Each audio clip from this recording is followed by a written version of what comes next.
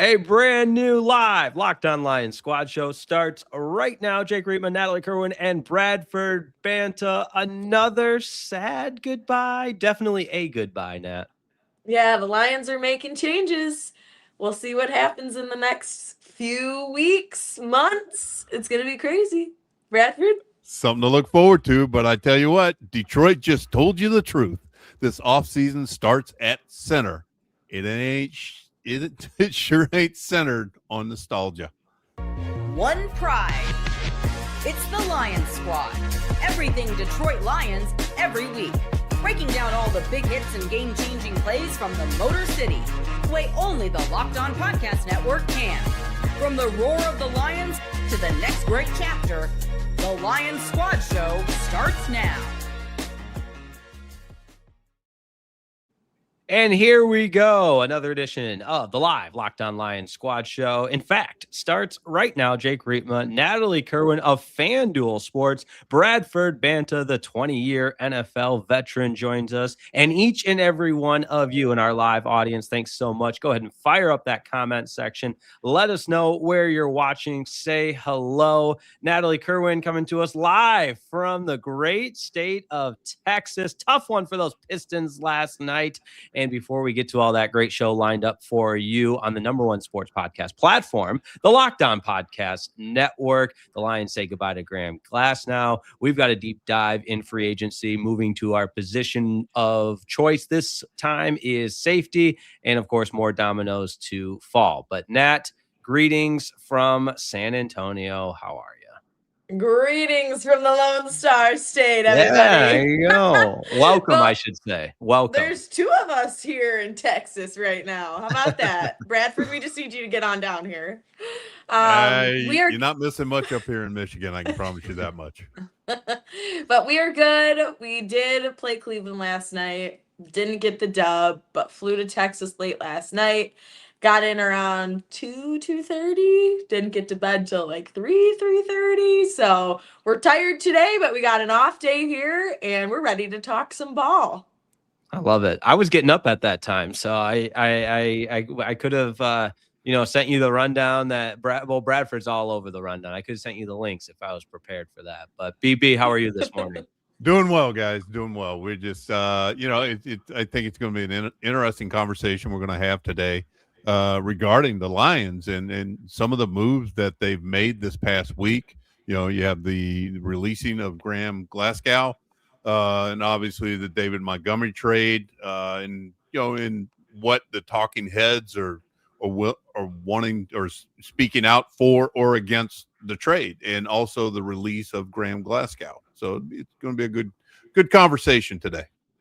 It always is a good conversation on the live Locked On Lions squad show. So let's just start right there. Although I do love mixing in some comments, and this one in particular caught my eye because I played baseball with a Jacob Walters. He was a pitcher. I was a catcher. I'm wondering if that's the same Jacob Walters. Did you happen to grow up in Midland, Michigan? And he says, get a center in free agency. Don't even risk in draft unless it's depth and late round. So there is a perfect segue into our conversation with the Detroit Lions saying goodbye to our guy, Graham. He was always a great soundbite after the game. I feel like he was another one of those lovable Lions. And after the trade with David Montgomery, and now this latest headline, I got to be reminded it is a business. It is a business. NFL stands for not for long. And that's a great reminder. And thank you, Jacob Walters, for confirming I don't believe I know you. Bummer. We just had to make sure. Yeah, I thought we had. This was about to be a reunion. I know. I could have reminisced on the old baseball days growing up, man. But hey, we tried. All right. That said, NFL not for long. Bradford Banta, par for the course. Yeah. Guy, if we've mentioned it once, we've mentioned it many times. I mean, this is a business, and each team, especially, and it goes without saying, the Detroit Lions are looking to improve at every position on the field, and they will do everything possible to make that happen. And this is the first two dominoes that are going to fall in this offseason, and especially with let's call it what it is, the March 9th beginning period of free agency, which legally begins March 11th, but March 9th is the legal tampering period that they can then start talking contracts with possible signees. And then you have followed by the draft, and then just post-draft, the signing of the undrafted free agents, and then the formation of your 90-man roster heading into OTAs and then training camp. And then eventually they work it down to 53 to go into the season. And, you go into a game with a 48-man roster. So it's going to be a lot of shifting of parts. But Jake, to what you said earlier, guys, it's a business and nothing is personal.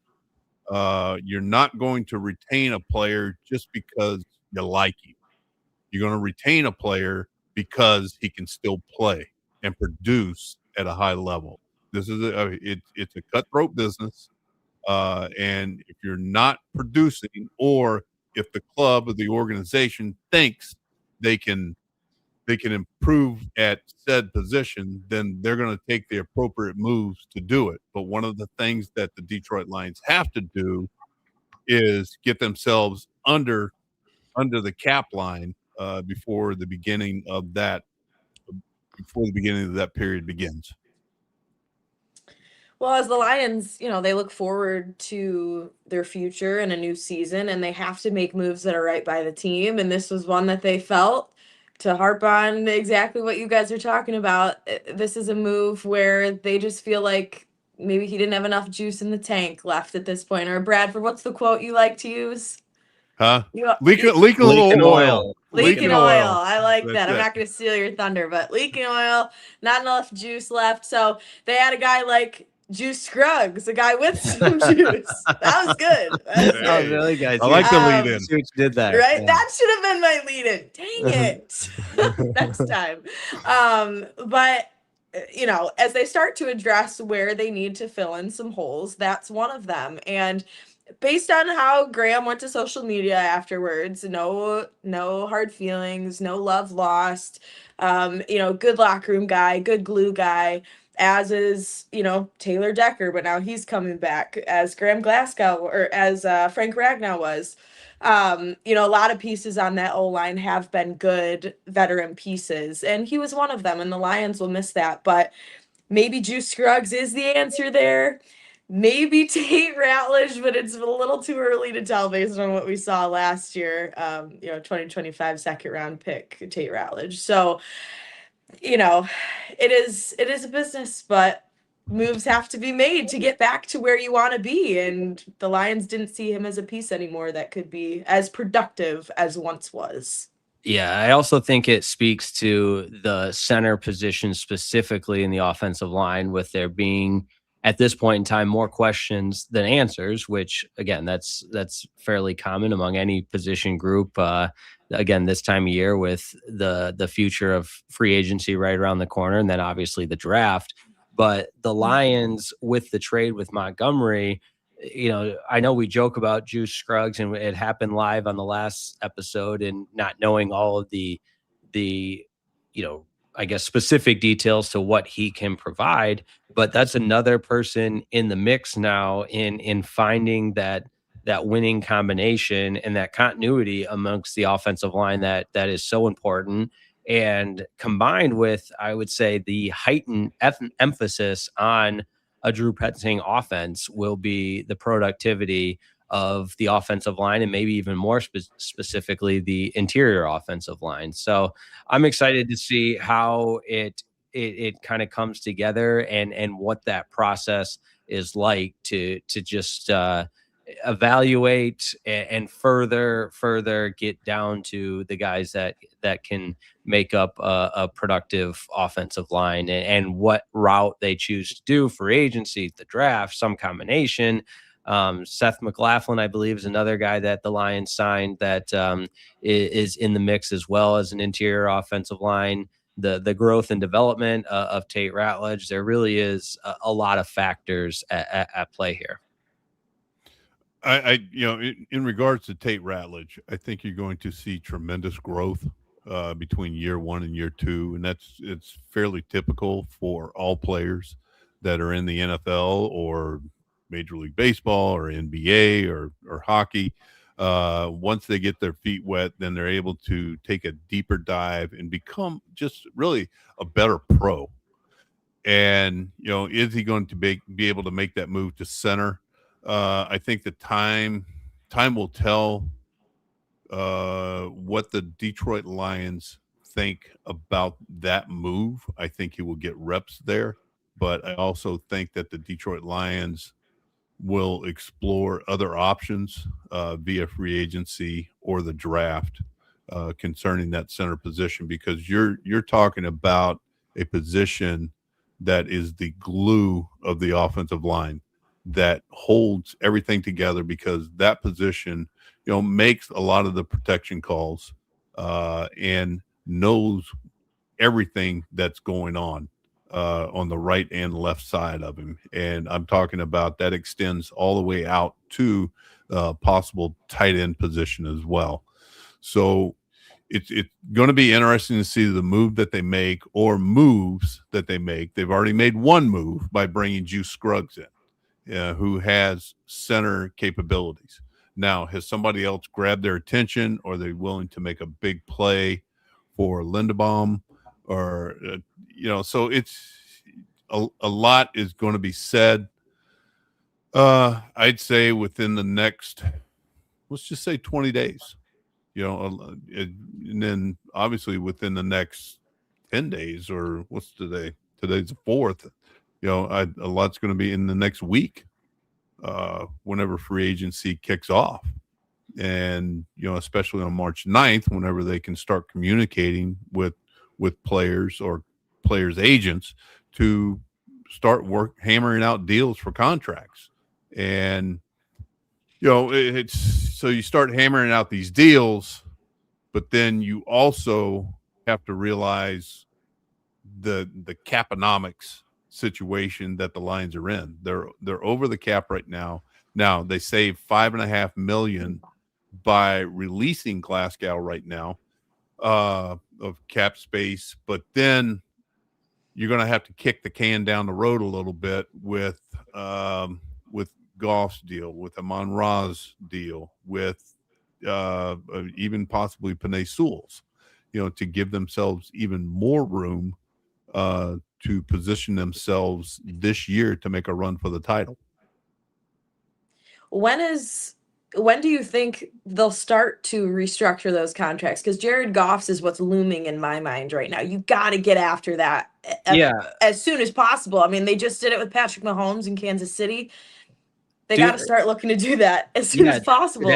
Today, right now, yesterday. Yeah, well, the Cowboys just announced they've restructured Dak and CeeDee Lamb. That one hasn't been official yet, but that was big NFL news league-wide. And before that, the Cowboys restructured 2 other deals. And let's just say, if the Cowboys are being more proactive, the Cowboys front office is being more proactive than yours. That's a big problem. They're usually the least proactive front office. So Jerry's busy with all of his other commitments. We'll put it that way. But no, I just keep waiting for that notification that the Lions have saved X amount of cap space by restructuring. Goff is the obvious one, but all the other deals that you mentioned too.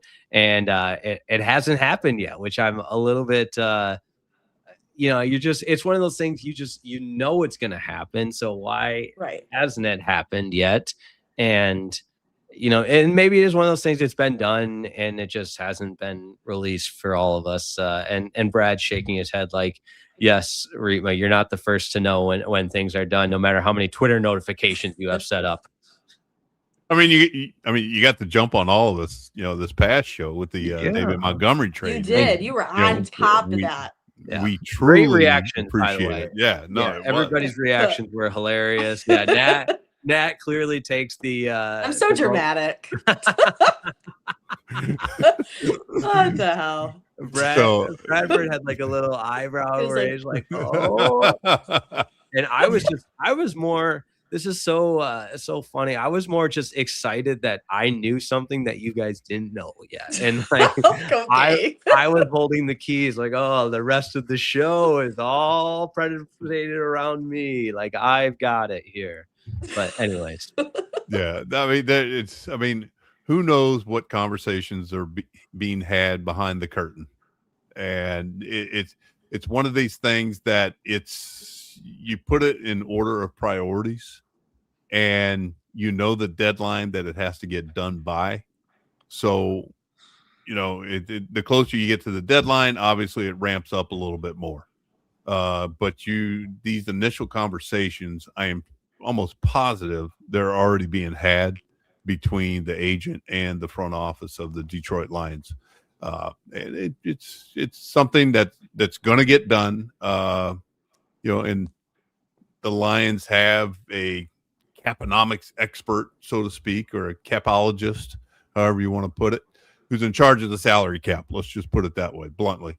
And he can, you work up all these different scenarios on, hey, if we do this, we do that, and then you present it to the decision makers. And then the decision makers come in and they call the agent, get the preliminary talks going, and then they come to an agreement.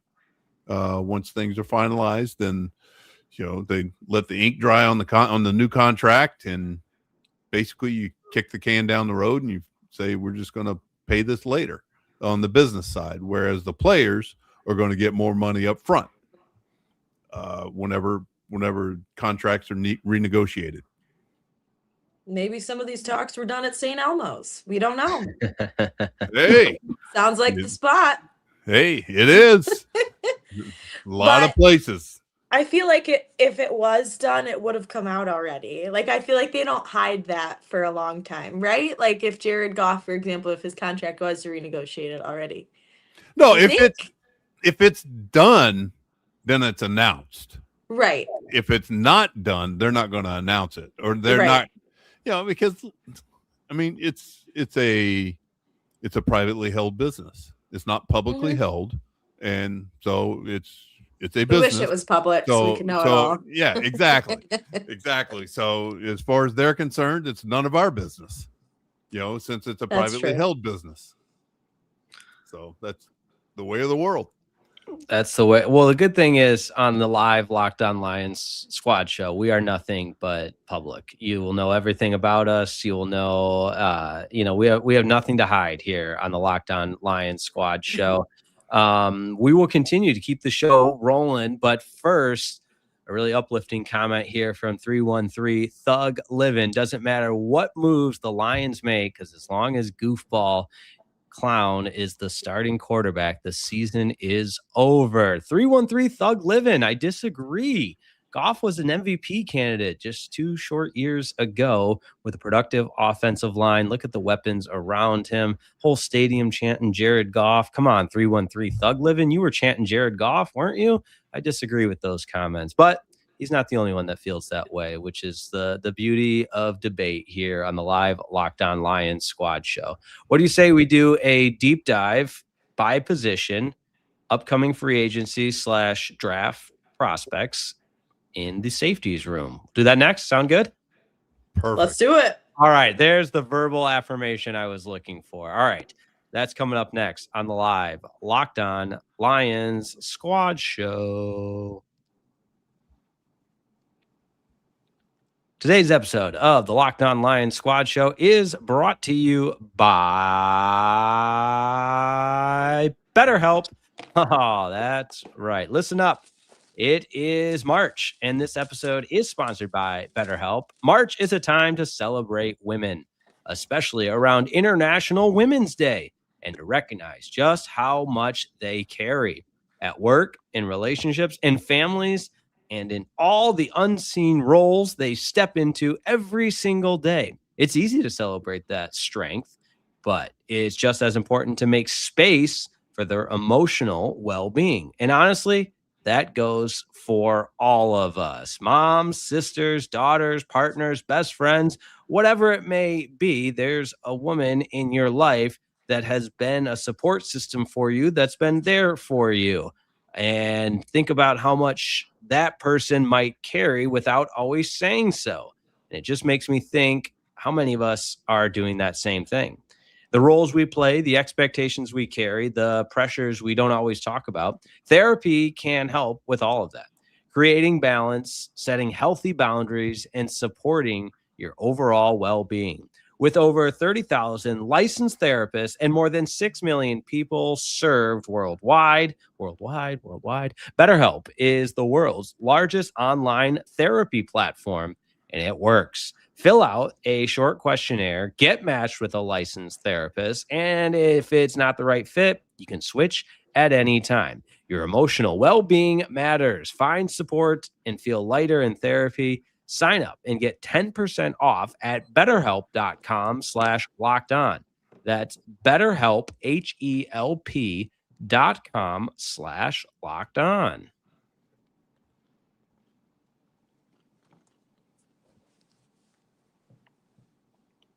Position deep dive time.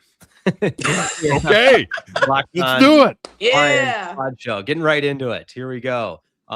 This is everybody's favorite series, and the safety position is up next. So, Lions safety room right now, more injured than not. The obvious ones, Kirby Joseph and Brian Branch. My favorite player, Brian Branch, let that be noted. And the playmaking abilities that he has that are far more effectively utilized on the field than off the field. But the Lions could benefit from bolstering the depth in this room. And I know that's pointing out the obvious. What that looks like remains to be seen. But the free agency conversation around the safeties is interesting because I don't remember if it was ESPN or CBS. It was a reputable outlet, depending on how you define reputable, had a list of tiered free agents available. And tiered meaning, okay, here's a tier 1 player that's available in free agency. Here's a tier 2 player, and so on and so forth. And the safety room just didn't have as many viable options in free agency. And, you know, there's conversations around certain prospects in the draft, early prospects, you know, first round picks like Caleb Downs, who maybe, you know, after the combine, his stock is in a different part. Maybe he does fall. I don't think he'd fall all the way to 17, but conversations I was listening to this morning suggest maybe that could be a potential potential destination that he does fall all that way. So it's a lot of talk to say the Lions could benefit from bolstering the safety room, and what that looks like is definitely an interesting proposition. I couldn't agree with you more. Just if you want to touch on Caleb Downs a little bit, I mean, just word out of Indianapolis right now is, you know, he was not as impressive as others out of the combine with his 40 speed and possible joint ailments that were not previously disclosed. Yeah, that's wild. So, yeah. Could you, I mean, sorry, it's wild. But, yeah. And this is terrible hosting by me per usual. The magnitude of a medical coming back unfavorably, we'll put it that way, or there just being even questions about medicals at this point in time where we're, you know, this close to the draft, just the shock waves that can send through front offices. I think you'd be the best to kind of pick your brain on that, because that's exactly what happened with a prospect like Caleb Downs, who has some of the best tape you'll see, and at one time was thought to be maybe even a top 5 draft pick overall, certainly a top 10 prospect, to now there's conversation about the medicals. Yeah, no, it's a legitimate discussion to be had in the whenever they're talking about said players. And, you know, I've been in discussions like that before, where you leave the combine and you discover an ailment that was not previously disclosed. And so it's talked about, and then you have to have an assessment from your own team. And I would not be surprised if Caleb Downs would go back to Indianapolis at some point in time in the near future to get his joint reassessed. I'm not sure if it was the knee or the ankle or the hip. I don't know what it was.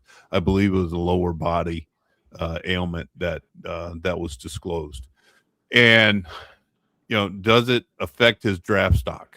Yes, it does. From everything that I've heard, I mean, the mental side of the game, he is A+. He was a student of the game, and now it just boils down to the physical part of him being able to perform. And does that scare off a team like the Detroit Lions whenever they're dealing with their own problems at safety, i.e. Kirby Joseph and his knee trouble? It's something to consider, but it's also something that has to be researched. And if you're going to make that pick at 17 for a player like Caleb Downs, you better be sure that that player is going to be available for the entire season and then some.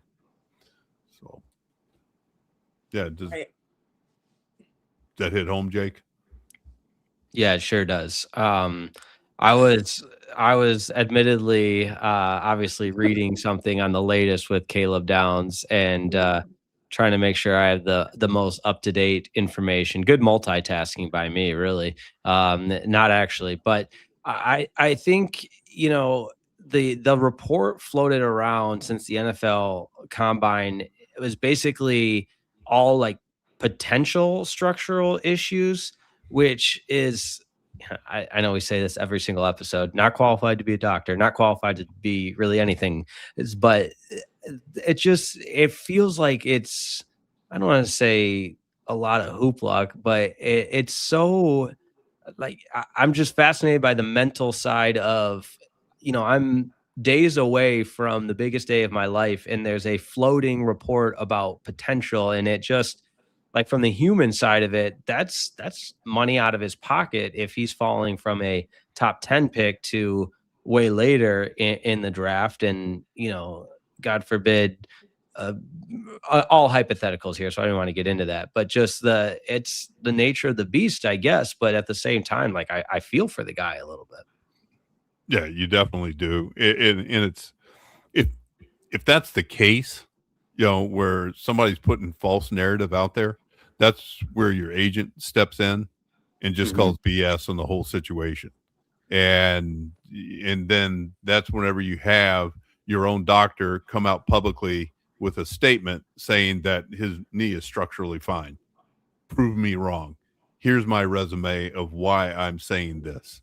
And it's got to be some orthopedic surgeon who is very well known throughout the NFL circles. And is it a move by a team for somebody to put out there to get a player to fall to where they can then snatch him up? That's, it's kind of BS in a way. It's defamation. Yeah. It's what it is. But those are some of the extremes that, some teams may go to try to acquire the rights of this player's services. And I'm not just talking about Caleb Downs. I'm talking about anyone that's involved in the draft. You definitely don't want that out there. It's ragmag material. And if it's true, so it's ragmag material, and it's Bush League is what it is. And but you want nothing but good things to happen for this player. And but it's something that has to be researched and to its fullest extent, because I think I've talked about it before, talking about whenever you're drafting or whenever you're signing a free agent, you're about to spend a minimum of, let's just say, $900,000 on a person, on a player. and to give him this contract to come in and be a player in the NFL or to continue their career with said club. So, you have to justify spending that amount of money on a person. To who do you answer to? GM's going to answer to the owner, and the owner's going to ask the question, okay, are we getting apples or are we getting oranges? What are we getting? Are we getting good or are we getting bad? Are they going to be able to complete the season? Or are they going to be able to fulfill the contract and play every game? Well, you don't know that, but you don't want to start out behind the 8 ball whenever they're first on the club. So you have to justify, if in your justification, you have to be able to explain why this person is going to fit on the team and why this person is going to start out at least physically healthy enough to possibly complete the contract. And I'll give you a perfect example is, middle of the season or 3/4 of the way through the season, we were all hot and heavy to get Glasnow back on the roster, right? So, and then it turns out he failed his physical because he was sprinting from the couch to the airplane to get on the airplane to come down to Detroit. Well, at that time he got a grade 3 hamstring. So he gets down here, he doesn't pass the physical because he has a grade 3 hamstring, and hence we don't sign him. So, and rightfully so, because you don't want to put a player out there initially and have him limping around. You want him showing his best stuff at the very beginning and then continuing on through and hopefully ascending to becoming a great player. So it's a game you play, and anytime you involve humans, it's just like the old saying in coaching, X's and O's are great on the board. They're great on the board. Just wait till they start breathing. Whenever they start breathing, that's whenever you realize what kind of problems you have. Bradford, I want to go back to what you mentioned just a few minutes ago, because I've never really thought about that when you talk about defamation and teams trying to get their guy. Is that really you think that's really a thing? Like, people will purposely try and put out false reports and all of that just to get their guy? Because you just think about if there are people that could have gone higher that actually got selected later, that kind of thing. I've never really thought about that, and now I'm like, the gears are turning a little bit. Do you think teams really do go to great lengths to try and make that happen? Perfect example. And this happened a few years ago. Now the kid did it to himself, and Jake, and Nat, I'm sure you remember it, was whenever the offensive tackle from Ole Miss had a video. I know he didn't put it out there. Had the video of himself with a gas mask on, taking hits from a bong. I remember the day of the draft. It was like hours before. Laramie Tunsil. Yes. Yeah. Laramie Tunsil. So who put that out there? Yeah. Who? That did not. It didn't matter who put it out there. It was just that it was out there. It got out. Yeah, it got out. So the kid was an idiot for having himself filmed doing that, but it got out. So do teams put it? I don't know who puts it out there. I think it was somebody that had a grudge against Tunsil that put it out there. It may have been one of his, not jealous. Obviously, it wasn't a buddy of his, but I'd hope not. That's no, not a good exactly. But those are the links that teams go to research these picks. They try to dig up as much information as they can, because this is a significant investment by an organization on an individual player. And I'm talking player 1 to player 90. Does he fit your roster? walking into this building, does he fit? Did we vet him enough? Do we know enough about him? Do we like his personality? We know what he's put on tape.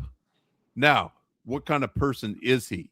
And that's the job of the scouts, the coaches, and their connections that they have that go all the way back, I would even say middle school, where these people will call and talk to said, person about this individual before they invest and I'm just throwing a number out there, a minimum of $900,000 into that individual.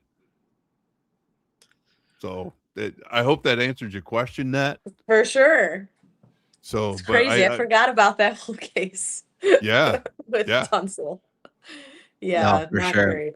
And I know we never really know where our conversations are going to go. That's the beauty of the long form Locked On Lions Squad Show live edition, audio version available wherever you get your podcasts. But other free agent safety options, there really isn't anyone that jumps off the page, as I mentioned, from that tiered list.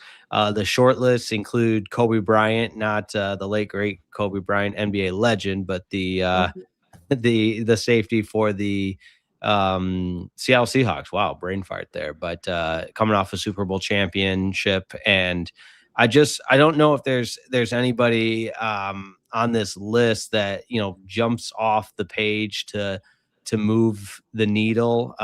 Brian Cook, I saw was put on there. Let's see. Jalen Thompson appears to be a potential Lions target, and coming over from Arizona. I know defensive side of the ball, but at least the Petzing connection there with Arizona. And of the list of priorities that the Lions have in free agency, I don't know if there's a fit that safety becomes that obvious thought of, oh, we signed this guy and the safety room is taken care of. Yeah, I there's obviously there's definite connection. You look at Arizona, even LA Rams with Brad Holmes, Les Snead connection going on there. That's where Brad Holmes came from. There's still a relationship there. You talked about Brian Cook. You're talking about a physical, competitive profile who can fit the aggressive roles. That would be something, i.e. Brian Branch. Yes, physical type player. With Kobe especially Bryant, in post-game handshakes. He's very physical in post-game handshakes. That's right. That's right. So, with Kobe Bryant coming from Seattle, just past experience is you bring a player in who's coming off of a Super Bowl year. You don't want him to come in and change the culture. You want him to enhance the culture. And yes, he is a world champion, and you give credit where credit's due. But you want him to be a good fit. You want him to be a good fit because things, do things need to be changed in the secondary? Yeah, they do. You can start out with the corner position with our man Arnold, dealing with what he's dealing with down in Florida right now, with assault and robbery and kidnapping and everything in between, saying that he's not associated with it. But you know what? Your name was brought up. But anyway, it's going to be interesting to see what they do in the defensive backfield over the next, until that 90-man roster, or until the opening day roster. Yeah, seriously, is established. So it's not going to be the first move that they do. And the guys that we just talked about here, I don't think that you're going to see day one free agency deal being done for the safety position, but it's going to have to be addressed via the draft or free agency.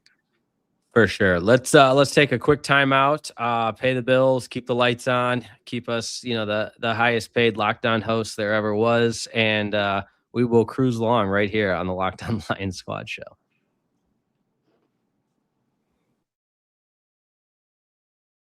Hey, it's Matt Derry from the Locked On Lions podcast. The people I love depend on me. If I'm gone, the financial responsibilities don't disappear. I didn't want my family figuring things out during the hardest moment of their lives. That's why I knew only one place to go. I chose life insurance through my friends at Ethos. Ethos makes getting life insurance fast and easy, 100% online. You can get a quote in seconds, apply in minutes, and get same-day coverage. There's no medical exam. You just answer a few simple health questions. You can get up to $3 million in coverage.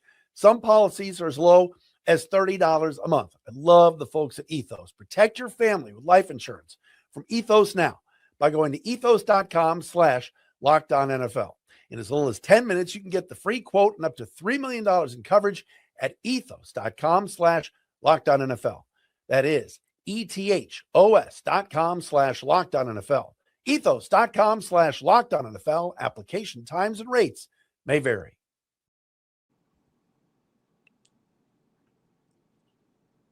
Wow, the masterful Matt Derry on the commercial there. Great stuff. And When are I we could gonna get take him on here? He can great. be a guest for us. That's a great question. Yeah, I was a guest on his show, a guest host, and so much to the point I enjoyed it on Friday. I thought I'd do it twice. It was so fun.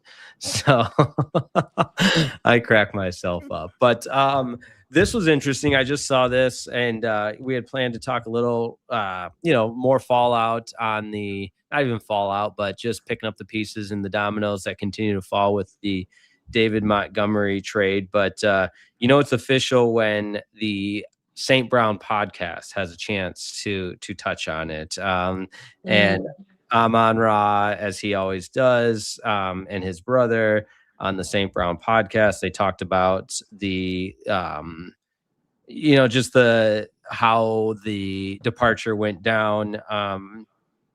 Amon-Ra St. Brown had this to say: selfishly, I'm upset, but I'm really happy for Demo because I know how much he wanted to have a bigger role on an offense, and I think he's going to get that in Houston. He also added, how much of an unselfish. I think that was one thing that kept coming up about Montgomery, is how unselfish he is, and speaks to the character. One more from the St. Brown podcast, more insight on it. He said Amon-Ra said he texted the group chat. He said, "It's been a pleasure playing with you boys." Oh, tears. Aw. And then you kind of alluded to this, but I'm looking at it too. He said, selfishly, I'm sick because I love Demo, one of my favorite teammates. He never made it about himself. He's an RB1 on 31 other teams. That's such a great point. And that, if like you're trying to make sense of the deal and why it had to happen, like that just kind of summarizes it right there. Mm-hmm. I mean, it's hard to turn that down, though, talking about the trade. I mean, you get a 4th and a 7th and Juice Scruggs, who has interior potential at the offensive line. Yeah. And, it's kind of buzzing some film the other day just on Juice Scruggs. And I think he's going to be a good addition, guys. I really do. You do? Okay, give us your thoughts, because Jake's buddy told us otherwise. Yeah. So I think he's going to, it's all about, how you scheme things up. And he appears to have good footwork. Yeah, you'd like to see him move a little bit faster, but you also have to think to yourself, there's a reason that they're trading him, or that the Texans are getting rid of him. But in a move after that, I believe the Texans also got rid of one of their other tackles. Am I correct in saying that? Yeah. They did the Cleveland Browns. Yeah. So and so they're kind of revamping their offensive line, just like the Detroit Lions are. And I believe that this is going to add real good depth, experienced depth, because the guard position, center position, now with the release of Glasgow, is very young and inexperienced. And you have Decker, we'll roll him out there, and then you got Sewell. Quite literally, you'll have to. So and then you got Sewell on the right hand side, but then you have that middle part aspect that they have to shore up, and I believe that he's going to be competitive. Let's just say, and then you're going to see improvement from Ratledge from year 1 to year 2. Right. And with Juice Scruggs, the guy was a 2nd round pick, and he's too young to close the book on somebody that was a highly touted prospect at one time. And oftentimes a change of scenery, we see that time and time again. A change of scenery, change of environment helps a guy kind of rediscover and reestablish himself. So I think there's significant value there. But what am I looking for? The aftermath, if you will. It's, you peel the layers back. I do think it's a win-win for everybody. It had to happen. And the other part, I know we talked about when the David Montgomery news broke live and how, just that was kind of in and of itself funny. And the original tweet that Ian Rappaport had out there, the compensation was just a 5th rounder. And to your point, Bradford, yeah, and Nat, I looked back and watched when I initially read the tweet from Rappaport. Nat's first response was, a 5th rounder? That's it? And no, you were spot on. Like, the Lions need more than that, and they got a heck of a lot more than that. So the 4th round pick's huge. How big of an impact can Juice Scruggs make? That remains to be seen. But yes, kudos, which Ian Rappaport had it first. Everybody was all over it, and then they reworked the compensation, and we quickly are reminded or quickly see that it was more than just a 5th round pick. So win-win-win for everybody is how I'd classify it. Yeah, because you look at the draft order now. I mean, we have a first, a second, 2 fourths, 2 fifths, 2 sixths, and a 7th. So you're looking at 9 picks in this year's draft as of right now at 12:54 p.m. Eastern time. So that's what we have.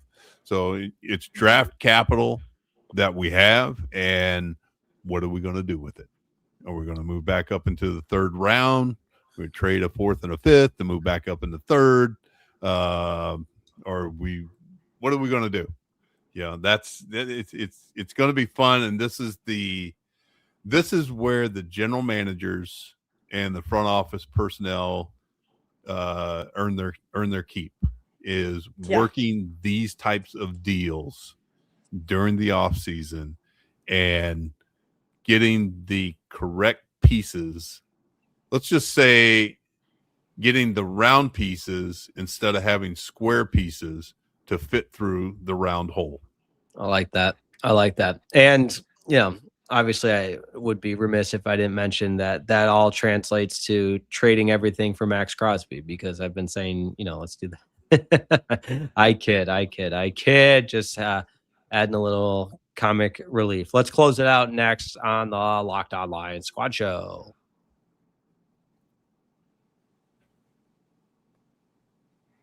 We're back. Short break. Very short break. No commercials. Whoa. We love that.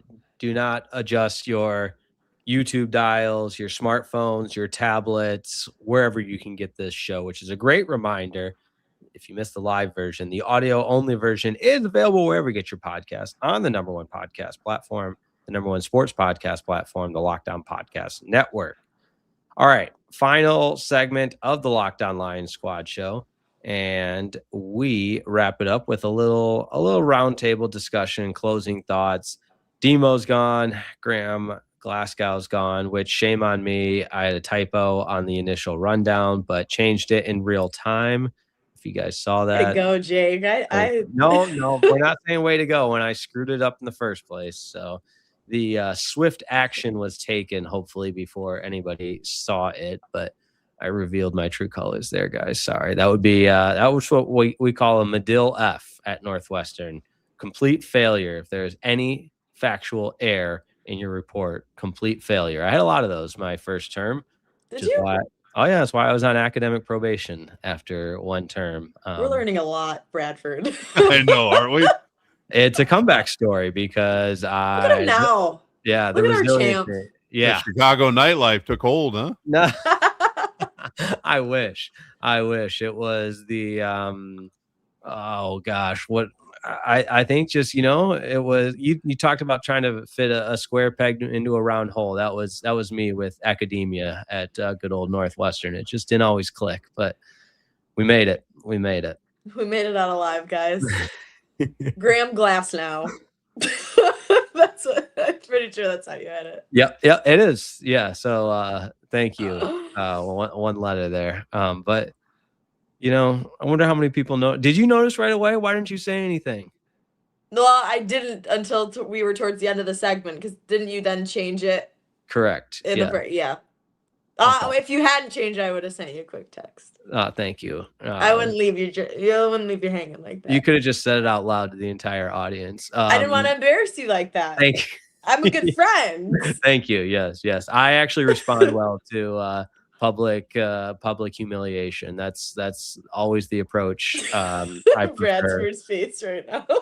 Did you have any coaches that were big on the public humiliation, Bradford? Oh yeah. Yeah. Who were the worst? Like, always just, I don't know. Yeah. No. Look.